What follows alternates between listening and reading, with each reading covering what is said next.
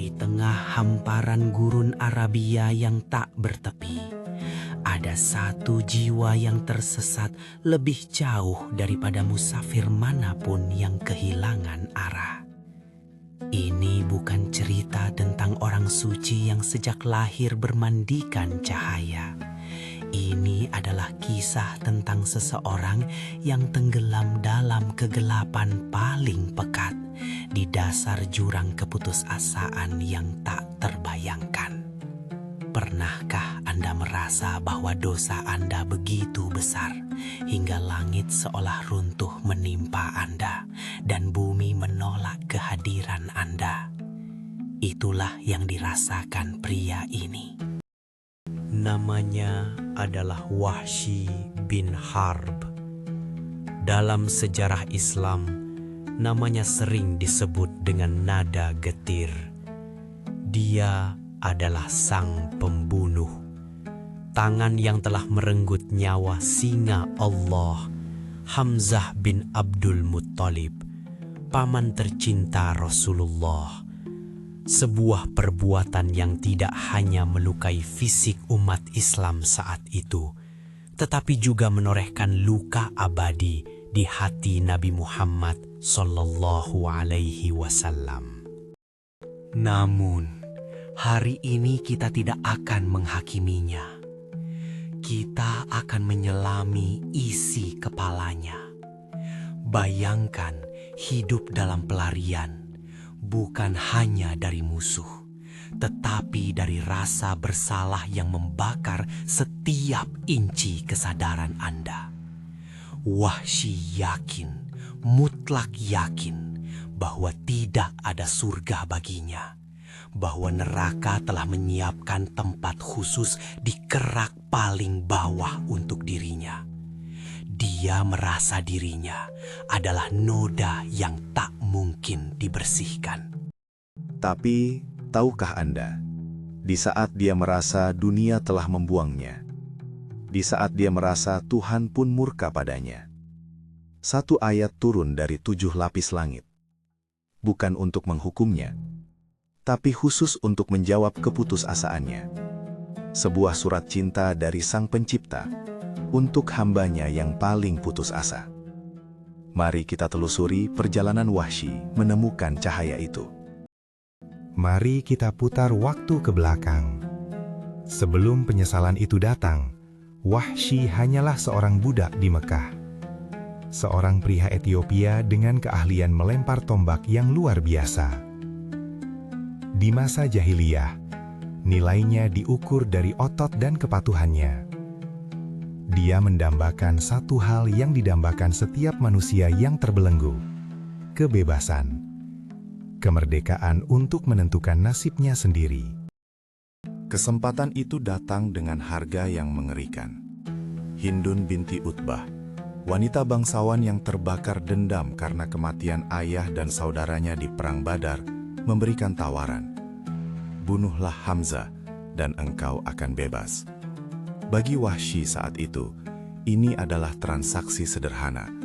Satu nyawa ditukar dengan seumur hidup kebebasan. Dia tidak melihat Hamzah sebagai musuh ideologis, melainkan sebagai kunci gembok yang mengikat kakinya. Hari Perang Uhud tiba. Sementara ribuan orang bersiap untuk membela keyakinan atau kehormatan suku, Wahsy memiliki misi soliter. Dia tidak tertarik pada pertempuran massal. Matanya hanya mencari satu sosok di tengah kekacauan: Hamzah bin Abdul Muttalib. Dengan lembing di tangannya, dia bergerak seperti bayangan, tidak terlihat, menunggu saat yang tepat. Dan momen itu pun terjadi.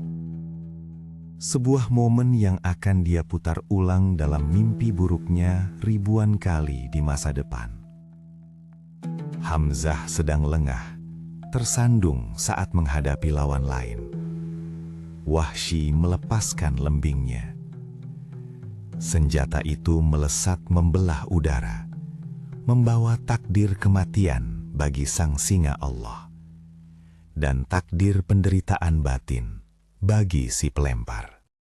Hamzah gugur. Misi selesai.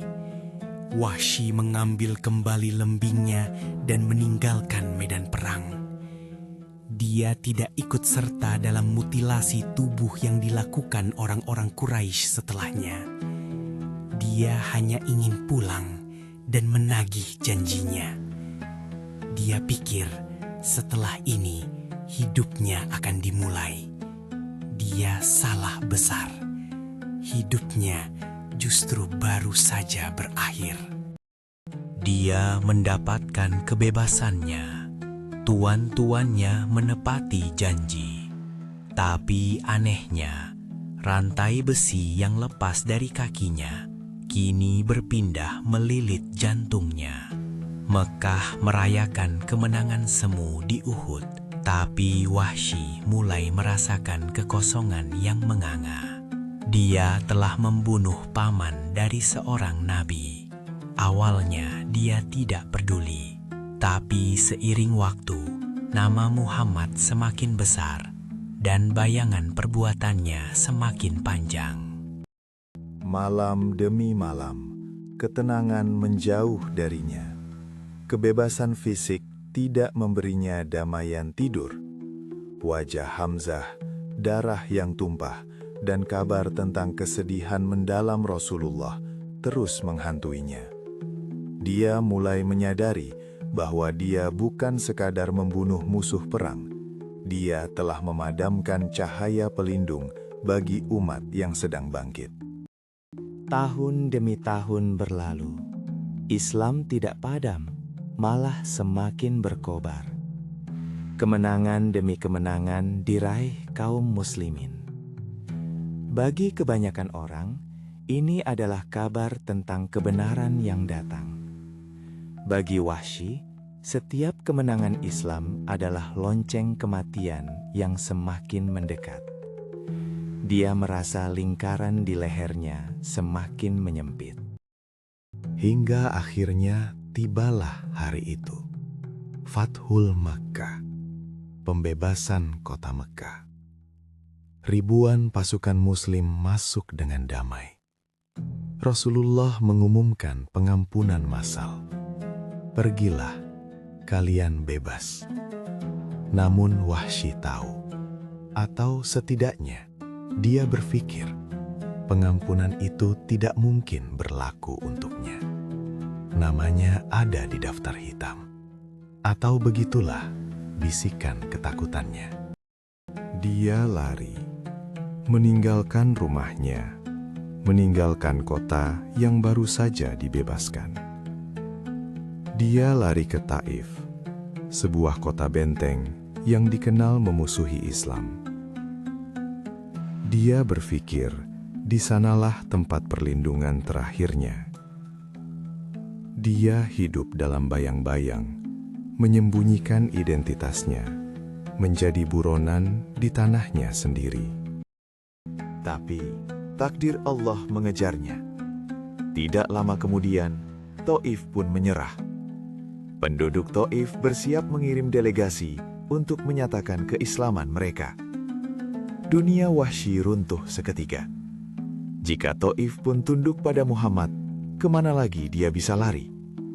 Apakah bumi ini sudah tidak memiliki tempat lagi bagi pembunuh Hamzah? Pikirannya berkecamuk liar. Aku akan lari ke Syam, atau ke Yaman, atau aku akan terjun ke laut sekalian. Keputusasaan mencapai puncaknya. Dia merasa seperti binatang buas yang terpojok di sudut kandang, menunggu tombak pemburu menembus jantungnya. Dia sudah siap mati, atau hidup dalam pelarian selamanya. Di tengah kegelapan itu, seseorang datang padanya. Seorang kenalan yang berkata, "Celaka engkau, Wahsy, kemana engkau akan lari? Demi Allah, sesungguhnya Muhammad tidak akan membunuh orang yang masuk ke dalam agamanya dan bersaksi benar." Kata-kata itu seperti setetes air di tenggorokan yang kering kerontang. Benarkah? Mungkinkah? Tapi logika ketakutannya membantah. Orang lain mungkin dimaafkan, tapi aku membunuh belahan jiwanya. Aku membunuh pamannya yang paling dia cintai. Wahsy terjebak antara harapan yang tipis dan keyakinan akan kebinasaan dirinya. Dia merasa dirinya adalah monster yang tidak layak mendapatkan belas kasih. Wahsy duduk di malam hari dengan penerangan lilin. Dia seolah mendengar ayat-ayat Al-Quran dibacakan. Visualisasi teks Arab samar-samar muncul di udara. Surah Al-Furqan 68 tentang larangan membunuh dan berzina. Lalu dia mendengar kelanjutannya. Kecuali orang-orang yang bertaubat, beriman, dan mengerjakan amal soleh. Wahsy kembali ragu. Syarat itu terlalu berat. Bagaimana aku bisa yakin amal solehku diterima setelah dosa segunung ini? Bagaimana jika aku mati sebelum sempat beramal soleh? Keraguan itu masih mencengkram kakinya. Kemudian sampai kepadanya kabar tentang ayat lain. An-Nisa ayat 48. Sesungguhnya Allah tidak akan mengampuni dosa syirik, dan Dia mengampuni segala dosa yang selain dari syirik itu bagi siapa yang dikehendakinya. Harapan mulai tumbuh, tapi sekali lagi logika pesimisnya menyerang. Bagi siapa yang dikehendakinya? Bagaimana jika aku bukan orang yang dikehendakinya? Bagaimana jika Allah tidak mau mengampuniku? Dia merasa terjepit di antara ayat-ayat ancaman dan ayat-ayat bersyarat. Dia merasa dirinya adalah anomali, sebuah kesalahan yang tidak bisa diperbaiki. Di titik inilah, ketika egonya hancur lebur, ketika kesombongannya sebagai pejuang hilang tak bersisa, dia benar-benar menjadi hamba yang fakir. Hamba yang butuh pertolongan mutlak. Di saat genting itulah, Allah yang Maha Pengasih menurunkan firman-Nya yang paling lembut, khusus untuk menjawab keraguan hamba-hamba yang melampaui batas. Bukan ancaman, bukan syarat yang berat, melainkan sebuah panggilan sayang. Katakanlah, wahai hamba-hambaku yang melampaui batas terhadap diri mereka sendiri. Dengar panggilan itu? Allah tidak memanggil mereka, wahai pendosa, atau wahai pembunuh, tapi ya ibadi, wahai hamba-hambaku. Sebuah pengakuan kepemilikan yang penuh kasih sayang, bahkan untuk mereka yang telah melampaui batas sekalipun. Janganlah kamu berputus asa dari rahmat Allah. Sesungguhnya Allah mengampuni dosa-dosa semuanya. Sesungguhnya Dialah yang Maha Pengampun, lagi Maha Penyayang. Az-Zumar 53. Semuanya, tanpa terkecuali. Syirik, pembunuhan, zina. Jika bertaubat dengan sungguh-sungguh, pintu itu terbuka lebar. Ayat ini menghancurkan bendungan keraguan di hati Wahsy. Dia tidak lagi butuh jaminan manusia. Dia memegang jaminan Tuhan. Dengan sisa keberanian yang dia miliki, Wahsy melangkah keluar dari persembunyiannya. Dia berjalan menuju Madinah, menuju kandang singa, menuju tempat di mana dia paling dibenci, namun satu-satunya tempat di mana dia bisa selamat. Setiap langkah menuju Madinah adalah pertarungan melawan bisikan syaitan yang ingin dia kembali putus asa. Tapi panggilan "Wahai hambaku" terus bergema di telinganya. Dia bukan lagi Wahsy si pembunuh. Dia adalah Wahsy hamba Allah yang ingin pulang. Dia tiba di Madinah. Jantungnya berdegup kencang saat melihat Masjid Nabawi. Di sanalah Rasulullah berada. Di sanalah manusia yang paling dia sakiti hatinya berada. Wahsy menarik nafas panjang. menutupi sebagian wajahnya dengan serban, dan melangkah masuk. Tiba-tiba, dia muncul di hadapan Rasulullah. Tanpa perantara, tanpa peringatan. Para sahabat terkejut. Tangan-tangan refleks memegang gagang pedang. Wahsy, gumam mereka dengan geram. Tapi di sana, Wahsy tidak membawa senjata. Dia membawa hati yang hancur.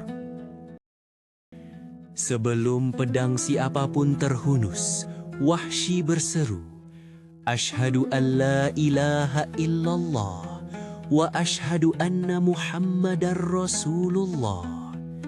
Kalimat itu menjadi perisai baginya. Dia telah masuk ke dalam benteng iman. Hukum Allah berlaku. Islam menghapus apa yang terjadi sebelumnya. Rasulullah mengangkat wajahnya. Beliau mengenali sosok itu. "Apakah engkau Wahsy?" tanyanya. "Benar wahai Rasulullah," jawabnya. Nabi bertanya, "Engkaukah yang membunuh Hamzah?" Wahsy menjawab jujur, "Terjadi seperti yang telah sampai beritanya kepadamu. Tidak ada penyangkalan, tidak ada alasan."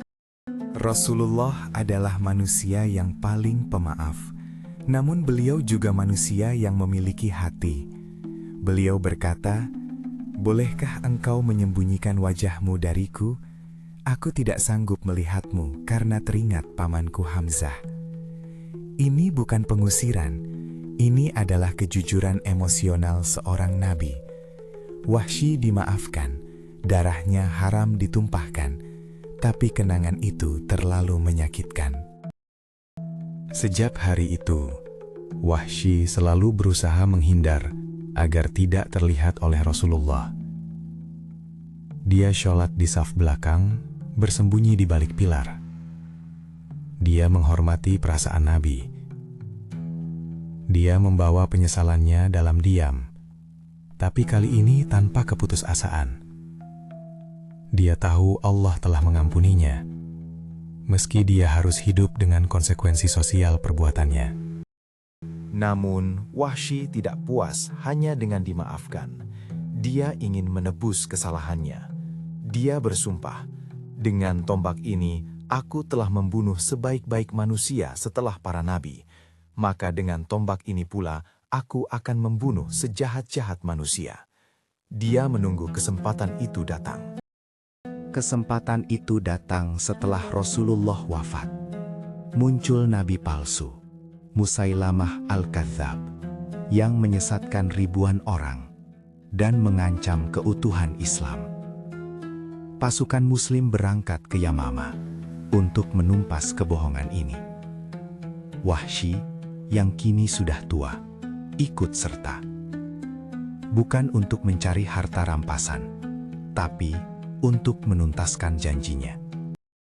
Perang Yamama begitu sengit. Wahsy bergerak di antara barisan musuh. Matanya yang tajam mencari si pembohong besar itu.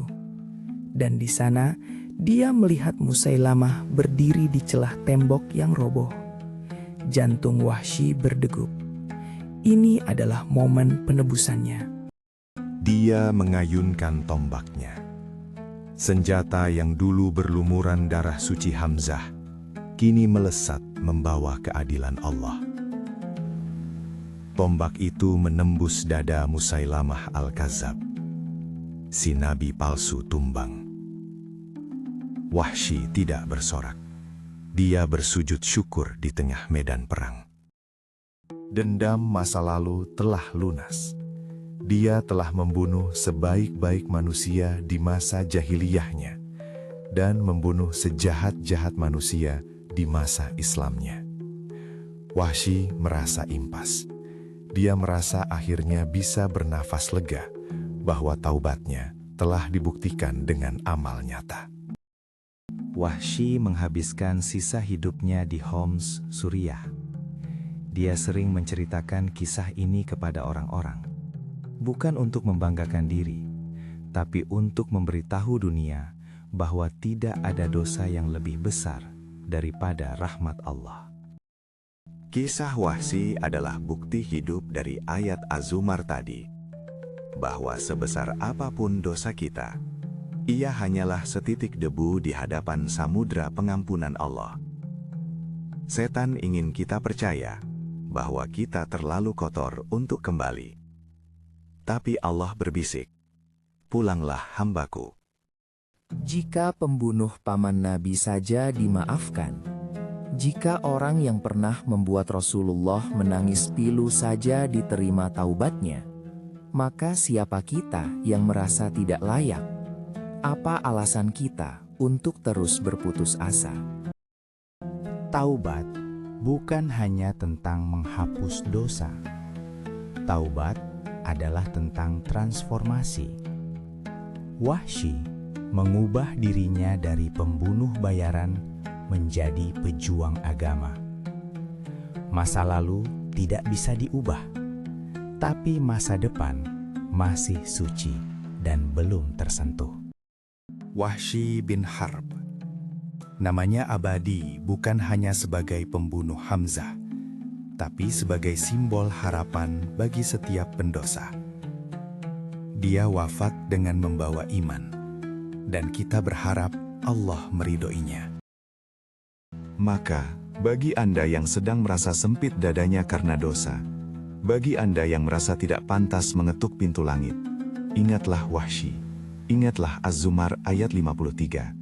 Jangan biarkan dosa membuat Anda lari dari Allah, tapi jadikanlah dosa itu alasan untuk berlari kembali kepadanya. Karena sesungguhnya tidak ada yang binasa di hadapan Allah, kecuali orang yang memang ingin membinasakan dirinya sendiri dalam keputusasaan. Wallahu a'lam bissawab.